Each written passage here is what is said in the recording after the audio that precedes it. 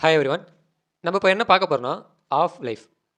So, half லைஃப்ன்றது ஸ்ட்ரெயிட்டா டாபிக்குள்ள போயிடும். இப்போ நம்ம இதுக்கு முன்னாடி radioactive decay, law of radioactivity அதெல்லாம் டிஸ்கஸ் பண்ணியிருப்போம். அது எல்லாமே ஒரே ஒரு எலமெண்ட்டுக்கு எடுத்து இது பண்ணியிருப்போம். ஓகேவா? ஒரே ஒரு ஆட்டம் எடுத்து எக்ஸாம்பிளுக்கு யுரேனியம்னா, யுரேனியம்ன்ற ஒரு ஆட்டம் எடுத்து இது பண்ணியிருப்போம்.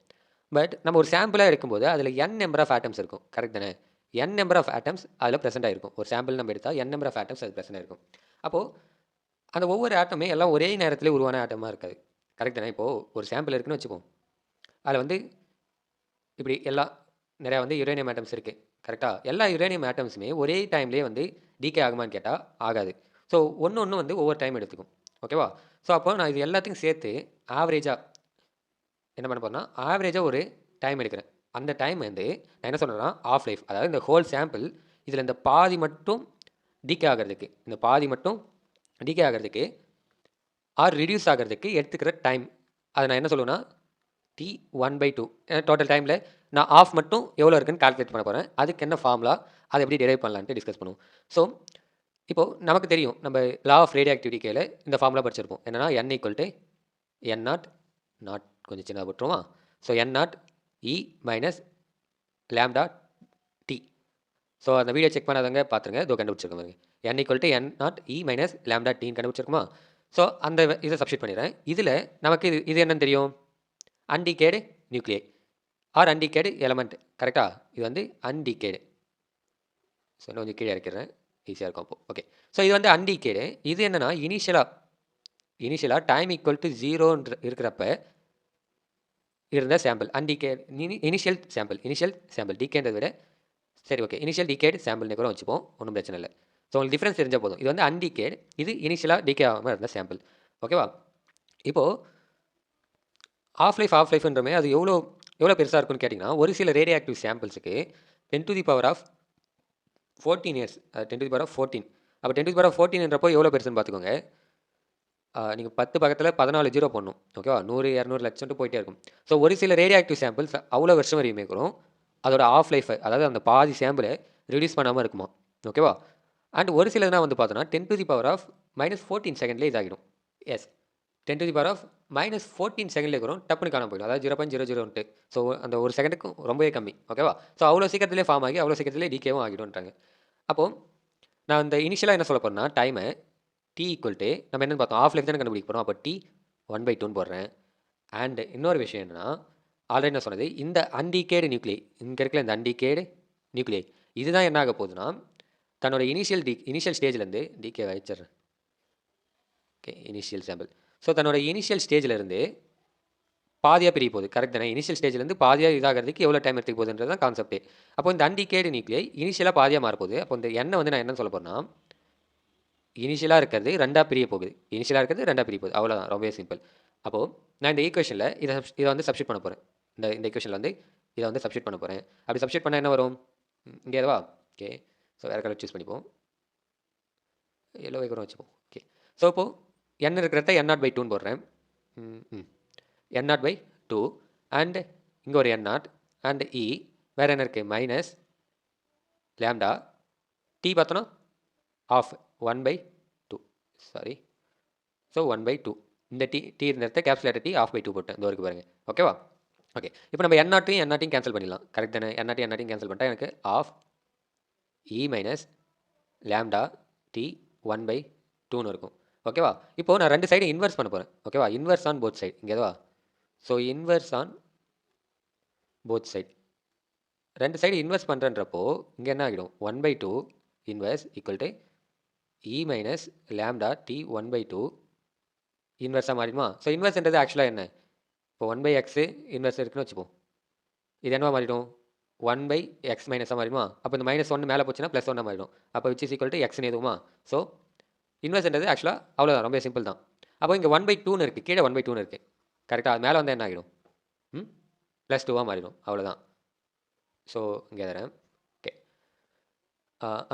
2 ஈக்குவல் டு இப்போ இங்கே மைனஸில் இருக்குது. அப்போ இது என்ன ஆகிடும், கன்ஃபார்மாக ப்ளஸ்ஸாக மாறிடும். அப்போது இ லேம்டா டி 1/2. ஓகேவா? இப்போ நெக்ஸ்ட் என்ன பண்ண போகிறேன்னா, ரெண்டு சைடும் லாக் எடுக்க போகிறேன். அப்படி லாகரிதம் எடுக்கும்போது எனக்கு என்ன ஆகும், லாக் 2 நேச்சுரல் லாகரிதம் எடுக்கணும். ஸோ எல்என்ட்டு புக்கில் போட்டிருப்பாங்க. ஸோ லாக் இ லேம்டா டி 1 போடும்போது மட்டும் ஸ்டக் ஆகுது. ஸோ 1/2. ஓகேவா? இப்போது லாகும் இ இருந்ததுன்னா நம்ம அதை வந்து கேன்சல் பண்ணிடலாம், 1 ஆகிடும். அப்போ மீதி எனக்கு என்ன இருக்குன்னா லாக் 2 ஈக்குவல் டு இ தான் இதாகிடும்ல. அப்போது மீதி என்ன இருக்கும், லேம்டா டி 1/2ன்னு இருக்கும்.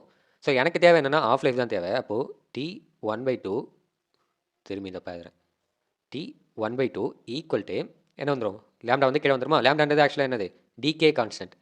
தெரிஞ்சிருக்குன்னு நினைக்கிறேன். லேம்டான்றது ஆக்சுவலாக டிகே கான்ஸ்டன்ட். ஸோ இங்கே எழுதி இருக்குமா, இங்கே எழுதி இருக்கும், பட் ஆனால் எங்கேயும் மென்ஷன் பண்ணல, பட் டிகே கான்ஸ்டன்ட் இது. ஓகேவா? Okay. So half life time வந்து நம்ம கண்டுபிடிச்சாச்சு.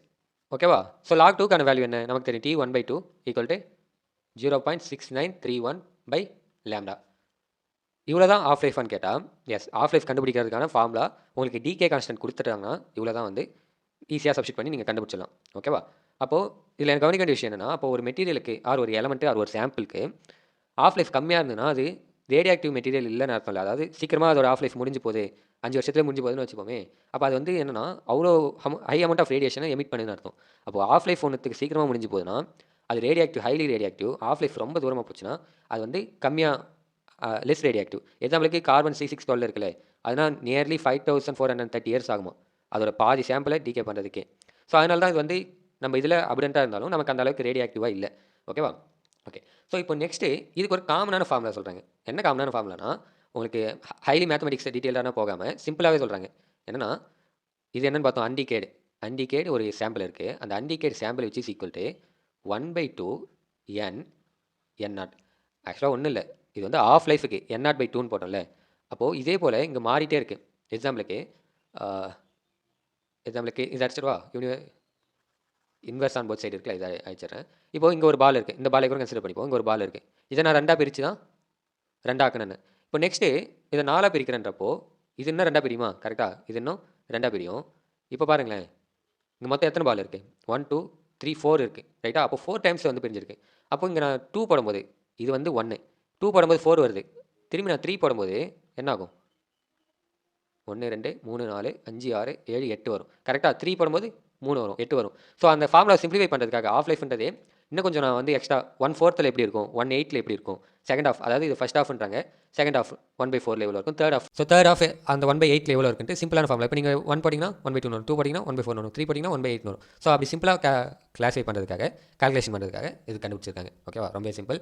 அண்ட் நம்ம இதிலே பார்த்துருப்போம் ஆக்டிவிட்டி, இந்த எண்ணும் இந்த ஆக்டிவிட்டி ஈக்குவல். ஸோ கிட்டத்தட்ட 2 ஃபார்முலாவும் ஈக்குவலாக வரும்ட்டு. அப்போ நான் எண் இருக்கிற இடத்த என்ன போட்டுக்கலாம்னா ஆர்னு போட்டு ஒரு ரேடியாக்டிவ் சாம்பிளோட ஆக்டிவிட்டி என்னவாக இருக்குன்ட்டும் கண்டுபிடிச்சிடலாம். அப்போ R = 1/2 n R0. ஓகேவா? ஸோ இதுக்கப்புறம் புக்கில் என்ன கொடுத்துருப்பாங்க, ஆஃப் லைஃப்னா இவ்வளோ தான். அதாவது ஒரு ரேடியாக்டிவ் எலமெண்ட் இருக்குப்பா, அந்த ரேடியாக்டிவ் எலமெண்ட் தன்னோட ஆஃப் ஆஃப் த போர்ஷனை ரிடியூஸ் பண்ணுறதுக்கு எவ்வளோ டைம் எடுத்துக்குதுன்றதை கண்டுபிடிக்கிறதுக்கான ஃபார்முலா தான் ஆஃப் லைஃப். இந்த ஃபார்முலா ஆஃப் லைஃப்னு சொல்லுவோம். அண்ட் அந்த டைம் தான் வந்து என்ன சொல்லணும்னா ஆஃப் லைஃப்னு சொல்லுவோம். ரொம்ப போட்டு குழப்பிக்க தேவை. ஓகேவா? நெக்ஸ்ட் என்ன சொல்லியிருப்பாங்கன்னா மீன் லைஃப், அதாவது mean life. So tau, mean life நம்ம எப்படி ரெப்ரசென்ட் பண்ணுவோம்னா டவுன்னு ரெப்ரசென்ட் பண்ணுவோம். ஸோ மீன் லைஃப்ன்றது ஒன்றுமே இல்லை. இப்போ ஏதோ ஒரு நியூக்ளியஸ் இருக்குது, அந்த நியூக்ளியஸ் ரேடியாக்டிவ் இதை வந்து எமிட் பண்ணுது, ரேடியாக்டிவ் நியூக்ளியஸாக இருக்காது. ஓகேவா? அப்படி இருக்கிற அந்த radioactive nucleus mean life is equal to, நம்ம ஸ்ட்ரைட்டாக ஃபார்முலா எழுதுறோம், mean life is equal to tau is the ratio of sum or integration of இன்னும் கொஞ்சம் பெருசாக எதுவுமா, wait a minute. Okay, tau integration of or sum of, நல்லா கவனிங்க, sum or integration of life time, அதோட whole life time. அது கண்டிப்பாக வந்து இன்ஃபினிட்டி டிஸ்டன்ஸ் வரையும் டிகே ஆகிட்டு தான் இருக்க போகுது. ஓகேவா? ஸோ அதோட ஹோல் லைஃப் டைம்னு பார்க்கும்போது அங்கே டிகேன்ற ரேடியோ ஆக்டிவிட்டி நடக்குது, டிகே தான் ப்ராசஸ் நடக்குது. ஸோ நான் அப்போ ஆர்னு போடுறேன். உங்கள் புக்கில் ஸ்ட்ரைட்டாகவே ஃபார்முலா கொடுத்துட்டாங்க. ஸோ நம்ம அதை மட்டும் சப்ஸ்டியூட் பண்ணி உங்களுக்கு நான் சொல்லிடுறேன். ஏன்னா நாட் ஃபார் எக்ஸாமினேஷன் உங்களுக்கு தனியாக டேபிள் போட்டு கொடுத்துட்டாங்க. ஸோ அதை நம்ம எக்ஸ்பிளைன் பண்ணணும் அவசியம் இல்லை. ஓகேவா? உங்களுக்கு இது புரிஞ்சாலே போதும். ஸோ ஆர் டிடி, ஓகேவா, எக்ஸ்ட்ரா டைம் வந்து இதாகுது. And n0. இப்போது இந்த ஆருக்கான வேல்யூ எங்கே நம்ம பார்க்கலான்னா லா ஆஃப் ரேடியாக்டிவிட்டி கேல இங்கே கண்டுபிடிச்சிருவோம். R = λ n0 E - λ t. So நான் அதை இப்போ சப்ஸ்டியூட் பண்ணனா இங்கே என்ன ஆகிடும், இன்டகிரேஷன் ஆஃப் 0 to, அதாவது 0ல் ஆரம்பித்து இன்ஃபினிட்டி வரையும் டைம் போகுது, அதுதான் அவங்க ரெப்ரசென்ட் பண்ணுறாங்க. அண்ட் டி R = நம்ம அங்கே என்னென்னு பார்த்தோம், λ, திரும்பி பார்ப்போமா, λ n0 E - λ t. So λ n0 E - λ t, கரெக்டாக, அண்ட் n0. இப்போ இந்த n நாட்டும் n நாட்டும் கேன்சல் ஆகிட்டு நம்ம இது இன்டெகிரேஷன் பண்ணால் நமக்கு என்ன வேல்யூ வரும்னா டவ் ஈக்குவல் டு இங்கே ஜே போட்டுக்கிறேன்னா sorry. So tau equal to 1/dk constant or lambda. ஓகேவா?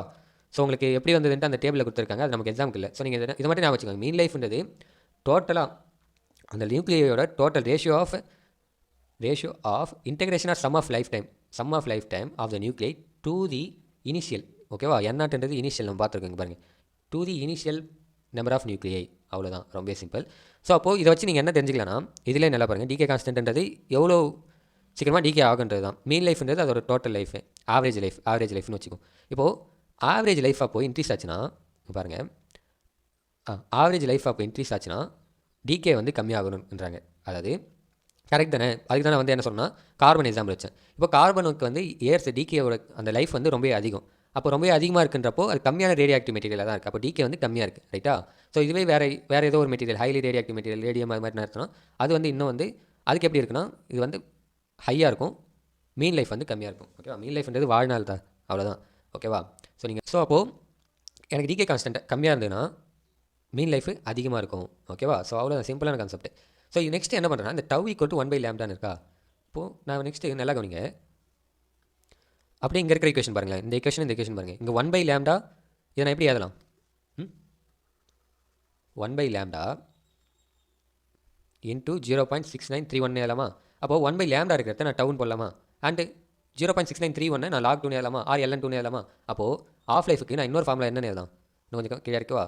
ஸோ ஓகே, ஆஃப் லைஃபுக்கு இன்னொரு ஃபார்முலா T1/2 ஈக்குவல் டு இங்கே பாருங்கள், டவுன் எழுதலாம். நான் டவுன்றது மீன் லைஃபு.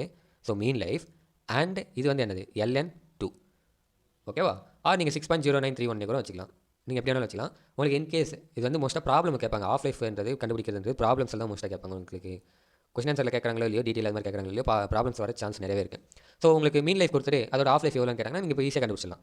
ஓகேவா? இன்கேஸ் டிகே கான்ஸ்டன்ட் கொடுத்துட்டு அதோட ஆஃப் லைஃப் என்னன்னு கேட்டால் இந்த ஃபார்மில் வச்சு நீங்கள் ஈஸியாக கண்டுபிடிச்சலாம். அவ்வளோதான். ஸோ புரிய நினைக்கிறேன். உங்கள் ஃப்ரெண்ட்ஸுக்கு ஷேர் பண்ணுங்கள், கமெண்ட் செக்ஷனில் மென்ஷன் பண்ணுங்கள் நான் ஏதாவது தப்பாக சொல்லியிருந்தா. ஏன்னா ஸ்டூடெண்ட்ஸ்க்கு ஹெல்ப் ஆக போகுது, மற்ற ஸ்டூடெண்ட்ஸ்க்கு அது ஹெல்ப்ஃபுல்லாக இருக்கும் நான் தப்பாக சொல்லியிருந்தா. ஓகேவா? அண்ட் புரிஞ்சது இந்த கான்செப்ட் இந்த இடத்துல புரியலன்ற மாதிரி உங்களுக்கு என்ன இதுவோ அது எல்லாத்தையுமே மென்ஷன் பண்ணுங்கள். ஒன்ஸ் அகைன் தேங்க்ஸ் ஃபார் வாட்சிங். தேங்க்யூ. Signing off.